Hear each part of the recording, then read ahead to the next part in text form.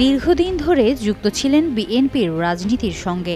দলটির হয়েই ৩ বার পালন করেছেন উপজেলা চেয়ারম্যানের দায়িত্ব। বলছিলাম সৈয়দ মানজুরুর রব, মুর্তাজা আহসান মামুনের কথা। তবে হঠাৎ করেই বদলেছেন সিদ্ধান্ত, যোগ দিলেন বাংলাদেশ জামায়াতে ইসলামীতে। রোববার সন্ধ্যায় বামনা উপজেলা জামায়াতে ইসলামী আয়োজিত জনসভা শেষে তিনি বরগুনা জেলা জামায়াতের আমির মহিবুল্লাহ হারুনের হাতে ফুলের তোড়া তুলে দিয়ে সংগঠনের প্রাথমিক সদস্য ফর্মে স্বাক্ষর করেন।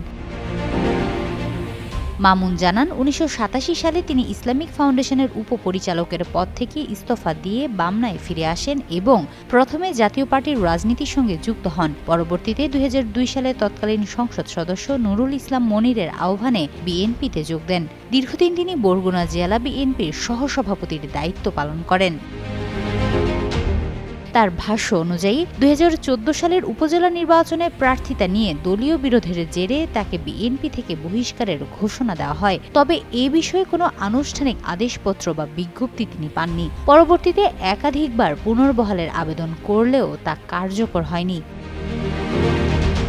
বিএনপি থেকে বহিষ্কারের পর দীর্ঘ সময় নির্দলীয় অবস্থায় থেকে মামুন এলাকার শিক্ষা, সমাজসেবা ও উন্নয়নমূলক কর্মকাণ্ডে যুক্ত ছিলেন। সাম্প্রতিক সময়ে দলের অভ্যন্তরীণ সংকট ও নৈতিক অধঃপতনে হতাশ হয়ে শেষ পর্যন্ত তিনি বাংলাদেশ জামায়াতে ইসলামীতে যোগদানের সিদ্ধান্ত নেন।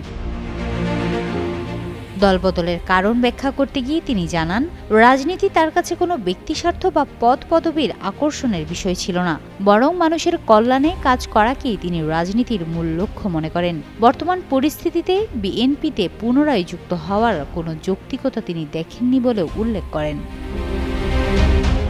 এ সময় বামনা উপজেলা স্বেচ্ছাসেবক দলের আহ্বায়ক দিনার তালুকদার, বামনা সদরার রশিদ ফাজিল মাদ্রাসার অধ্যক্ষ মাওলানা মোহাম্মদ ইউনুস সহ অর্ধশতাধিক বিভিন্ন মতাদর্শের নেতা জামায়াতে যোগ দেন। হিমাতুল জান্নাত, যুগান্তর নিউজ।